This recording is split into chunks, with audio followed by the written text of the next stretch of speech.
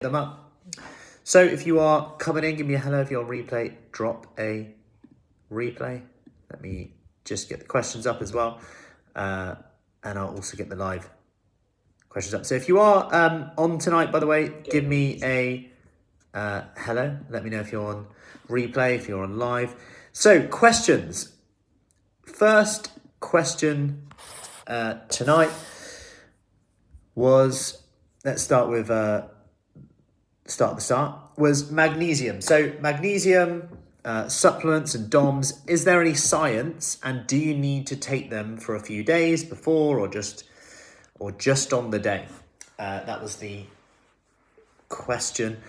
So firstly, there is actually some good research on magnesium around DOMs. So if you don't know what DOMs are, that's delayed onset muscle soreness, but also around cramps as well, also migraines. And this has come up a lot actually recently.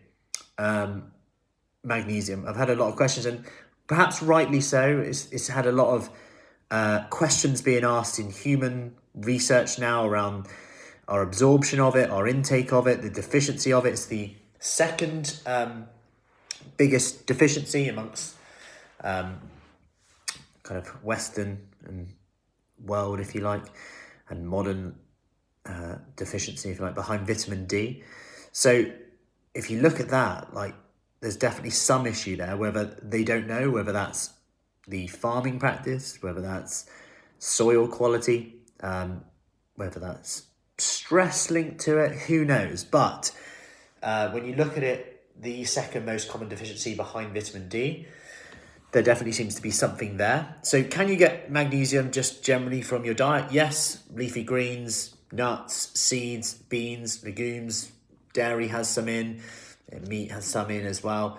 But generally, like, yeah, your nuts, seeds, avocado, banana has some in. More so some, but cocoa as well has some in. But generally, when you look at the studies on DOMs, more so specifically, I'll talk about this one on muscle cramps and things like that, they tend to supplement with it, okay? So because they're supplementing with it, it's probably a better idea. Hey, Claire, how are we doing? Also, hope you had a good session. Hopefully, we need to consider with that as well, that if you are supplementing with it like now and then, you just take high doses, you've got to consider that there are potential impact that magnesium supplements could cause, trigger some IBS, some gastro issues as well. So I would just be a little bit wary of that on there. But generally, yeah, there has been performance improvements, helps with muscle aches, cramps as well with magnesium. So yeah, definitely worth it. So some of the studies are like supplementing for 10 days, then they saw an impact. But if you're also looking at migraines, if you're also looking at cramps and things like that, then it may be something worth taking on a more regular basis as well. Yeah, for sure. I hope that helps. So question 2, Helen asked, does coffee increase your metabolism? In brackets, she wrote, probably not. Wondered if it kickstarted it. Thanks. Was that wishful thinking, Helen? You're speaking my language here. So coffee, does it increase your metabolism? Technically, yes, but let's take a step back. Your metabolism is the sum of all chemical reactions in your body. So by moving my arm, I'm increasing my metabolism because I'm moving, I'm making stuff move. By eating, I'm increasing my metabolism because my body's now got to digest, absorb it, it's got to chew. That's burning calories, that's increasing metabolic processes in my body. Now, of course, if I'm eating 500 calories, although I increase my metabolism, I'm not going to increase my metabolism to offset 500 calories. But coffee, however, obviously coffee ranges from black, which is like minimal calories, like 10 or 20 calories, to a caramel Christmas latte, pumpkin spice, whatever, which could be like 1,000 calories. So when we look at what's actually increasing our metabolism here, or that might be having any metabolic effects, it's actually the caffeine. So caffeine is the one that may give you a quote unquote boost. Is that its main benefit? No, like coffee drinkers, we know seem to be healthy. When you look at data that's just more looking at trends and associations. So it's definitely not negative unless it impacts your sleep, and then it indirectly impacts your health from that. Obviously, don't rely on it as well. But in terms of metabolism, the biggest benefit you'll actually get from it is more so the impact potentially on hunger and energy levels and performance in your exercise. So if you look at coffee, it can increase your performance. It's also packed full of polyphenols. At the end of the day, it's a plant. It's full of nutrition, the actual coffee in itself. That's why there's so many benefits of drinking coffee as well. Even decaf seems to have benefits as well. But the caffeine in it will help improve mood, concentration, perception, like perceived exertion. So you might push harder than normal. With caffeine, you might not rate it as hard as you would without the caffeine. So increase your performance. That could then increase your muscle. That could then improve your muscle tone, how you feel, how you look, your fitness. That could have that benefit there, but also your hunger. If I wake up in the morning, sometimes I am a little bit hungry, but I have a coffee and I'm absolutely fine. And it does help with hunger as well. So there are a few things so it technically does kickstart, like you said, Helen. Next question.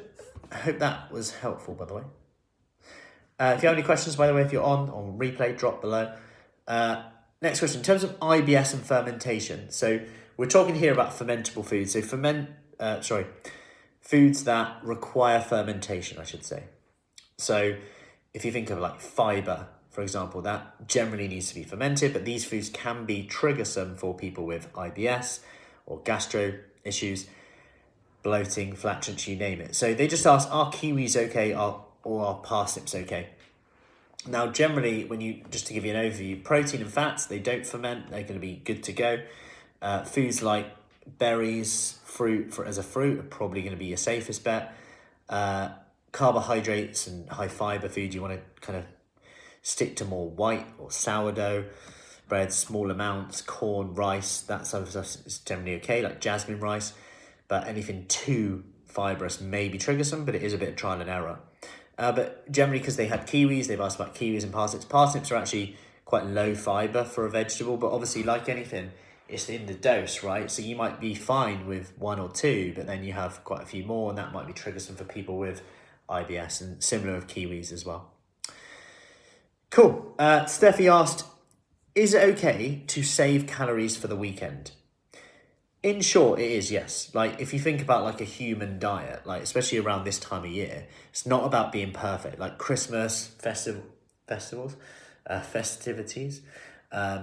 these might be seen as obstacles, but actually, you know what? It's kind of like a human being diet, really, saving for the weekend. Like, if you think about from a point of view, let's say you're on 1,300 calories a day as a deficit to lose weight, but at the weekend you're like, I'm eating out a lot and I'm going to allow myself a bit more. I want to enjoy that. That's fine. You might need to make some compromises during the week, a bit like the 5-2 diet. So you might go 1,000 calories Monday to Friday.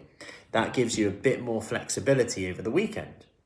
That can be a great thing to do as well, So that is one thing I would recommend on there. So that can definitely be a strategy. So if you have you say 300 calories a day, 3 times 5, 1,500 calories. So before you know it, you've got 1,500 calories more to play with at the weekend. So instead of doing 1,300, you could split that 750 and go around, kind of basically around 2,000 calories each day, Saturday, Sunday. That might be enough to give you the flexibility, the structure to achieve a calorie deficit. One thing I'd say is just probably make sure you're taking average weights rather than weighing on a Monday. Because if you weigh on a Monday every week, you're going to be slightly higher because you've eaten a higher volume of food. Whereas if you account for it on a weekly basis by weighing every day, add them all up, divide by 7, this gives you a weekly average. You can then compare the week on week.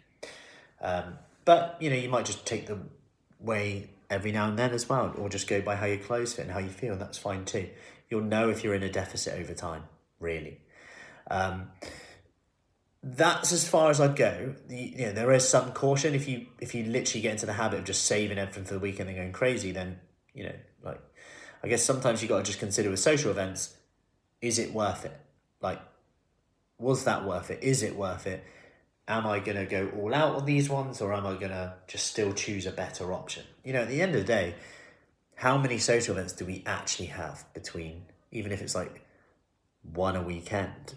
Like, it's only one meal, right? Like, we can work around that, have higher protein choice at other parts, lots of veg, filling foods, really look at nutrient-dense foods on there that are going to keep you fuller for longer. So yeah, that's what I'd say on there, Steffi. Hope that helps. How to increase your willpower in 2 days. And this is very relevant this time of year as well. And quite often we're like talking about these troublesome times. I had a chat with someone, they were like, 4 p.m, that troublesome time. If you want to improve your willpower, we often talk about, I don't have willpower. If you want to increase your willpower, make it more about environment, because that's what the people with lots of willpower actually do. They create an environment to make it easier to make better choices. So challenge for you today, whenever you're watching this, 2 days from now, plan that day. Give yourself 2 days. Plan that whole day out. Breakfast, lunch, snacks, evenings, workout, when you're going to do it all. Now make that happen. Get the ingredients in. When you're going to work out, book your session in. See what happens to your willpower on that day. I guarantee you have more willpower on that day. Even if it's not perfect, I guarantee you do a little bit more. And that brings me to my last point on here. Think all or something rather than all or nothing. Can't stress that enough. Think all or something rather than all or nothing. See what happens to your results. See what changes on there if you achieve that. So that's actually all the questions tonight. Let me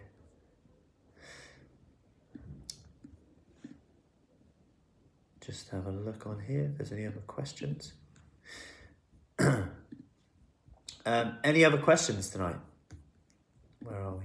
I've lost myself. There I am. Cool. If there are no other questions, if you watched on replay, let me know. If you have any other questions, do let me know. Other than that, keep it going. If you want more accountability challenge every morning, 6 a.m. Come in, food, fitness, focus. What's your 3 things for today? If you're thinking, I can't fit it all in, go for the 1 minute workout. Don't underestimate that. If you want a bit more structure, next week, 5-day kickstart begins. I'm going to put that link up there to register for it. You need to be in a certain group for this. If you want to kickstart 10-minute workouts daily, 1 task daily to really rev it up and to see what you can achieve more. Because actually, the people who get the best results long-term can do it even during this time here. Even around Christmas, even around that, because you learn the habits that set you long-term, not just kickstart, do it when it's convenient. So I hope that helps. I'll put that links all above here in terms of everything. So 5-day kickstart, you name it. And I will see you soon. Have an awesome rest of the day. Let's win the week. And I'll see you soon. Take care. See you later. Bye.